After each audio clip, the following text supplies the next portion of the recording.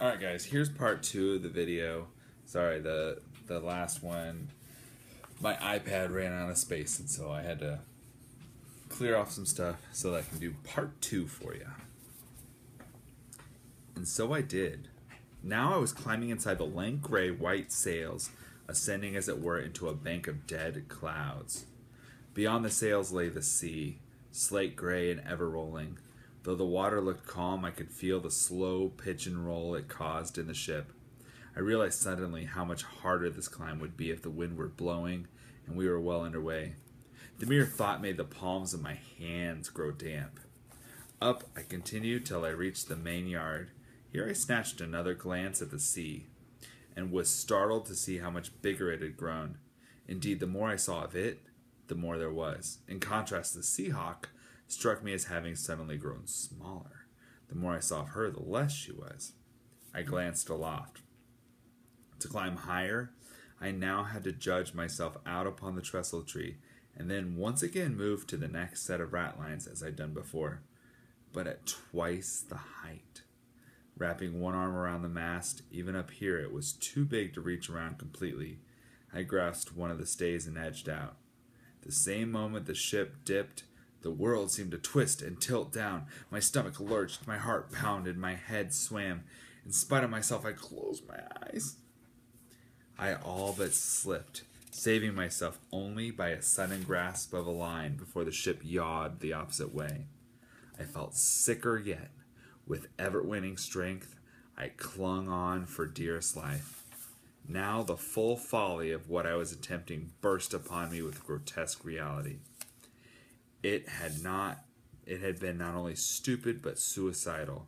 I would never come down alive. And yet I had to climb. This was my restitution.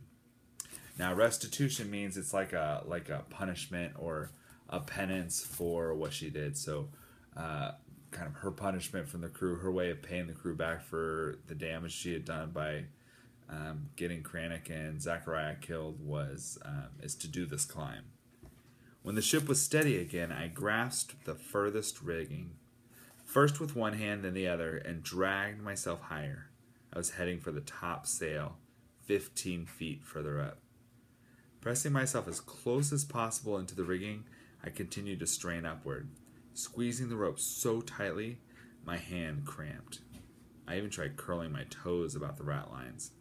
At last I reached the top sail spar, but discovered it was impossible to rest there.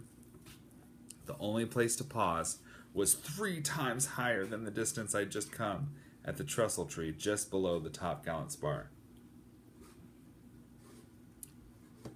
By now every muscle in my body ached. My head felt light. My heart an anvil. My hands were on fire, the soles of my feet raw. Time and again I was forced to halt, pressing my face against the rigging with eyes closed. Then, despite what I had been warned not to do, I opened them and peered down. The Seahawk was like a wooden toy. The sea looked greater still. I made myself glance up. Oh, so far to go. How I forced myself to move, I am not sure, but the thought of backing down now was just as frightening. Knowing only that I could not stay still, I crept upward, ratline by ratline, taking what seemed to be forever with each rise, until I finally reached the level just below the top gallant spar. A seasoned sailor would have needed 2 minutes to reach this point. I had needed 30. Though I felt the constant roll of the ship, I had to rest there. What seemed like little movement on deck became up high wild swings and turns through treacherous air. I gagged, forced my stomach down, drew breath, and looked out. Though I didn't think it possible, the ocean appeared to have grown greater yet. And when I looked down, the upturned faces of the crew appeared like so many tiny bugs. There were 25 or so more feet to climb.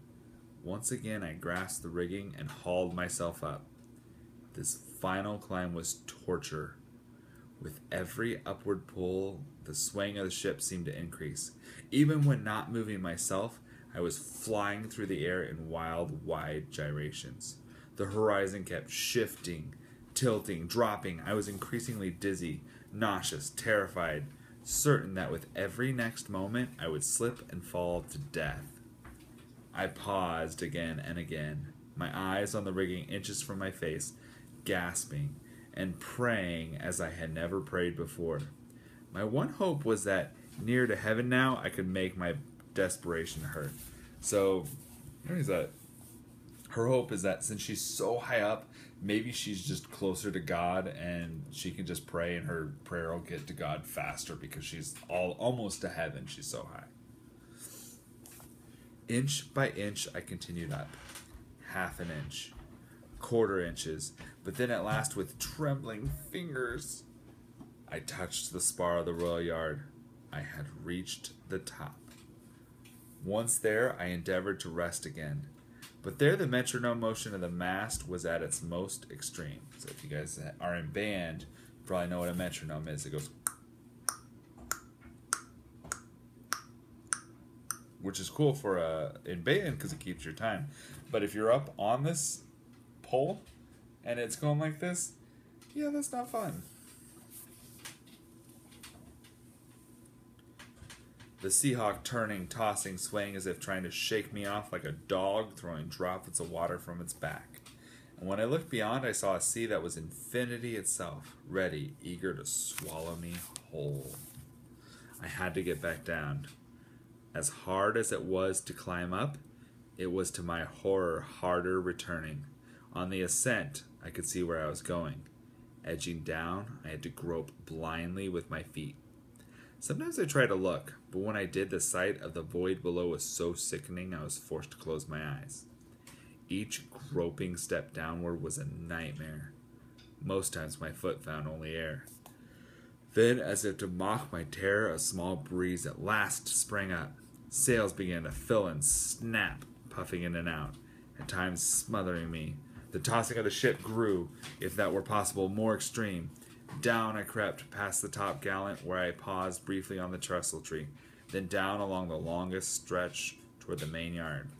It was there I fell.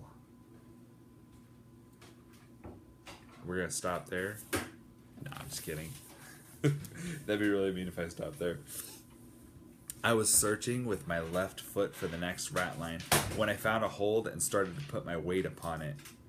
My foot, slipping on the slick tar surface, shot forward. The suddenness of it made me lose my grip. I tumbled backward, but in such a way that my legs became entangled in the lines. Then there I hung, head downward. I screamed, tried to grab something, but I couldn't. I clutched madly at nothing till my hand brushed against the dangling rope. I grabbed for it, missed, and grabbed again. Using all my strength, I levered myself up, and wrapping my arms into the lines, made a veritable knot of myself, mast and rigging. Oh, how I wept! My entire body shaking and trembling as though it would break apart. When my breathing became somewhat normal, I managed to untangle first one arm, then my legs. I was free. I continued down. By the time I reached the main yard, I was numb and whimpering again, tears coursing from my eyes. I moved to the shrouds I'd climbed and edged myself past the lowest of the sails. As I emerged from under it, the crew gave out a great huzzah! Huzzah! Oh, how my heart swelled with exultation. Finally, when I'd reached close to the very end, Barlow stepped forward, beaming, his arms uplifted. "Jump!" he called. "Jump!" So she's earning the respect of the crew by what she did. But now, determined to do it all myself, I shook my head. Indeed, in the end, I dropped down on my own 2 India rubber legs and tumbled to the deck. No sooner did I land than the crew gave me another huzzah! With joyous heart, I staggered to my feet. Only then did I see Captain Jaggery push through the knot of men and come stand before me. And I even wrote, you can see my book, it said, uh-oh. That's not good. So that's where we're going to stop for today. What I want you to do, you wrote the first half of your journal already. What was the plan? What is she supposed to do? And then I want you to tell about second half, what actually happened while she was up there. What were some of the things she struggled with? What went well? what happened towards the end, something big, like well, on her way down, and then what happens at the very bottom. Remember to make a letter format. Sincerely, Charlotte. Okay? Once your letter is done, you're going to turn this in. That was chapter 13. And until next time, be awesome.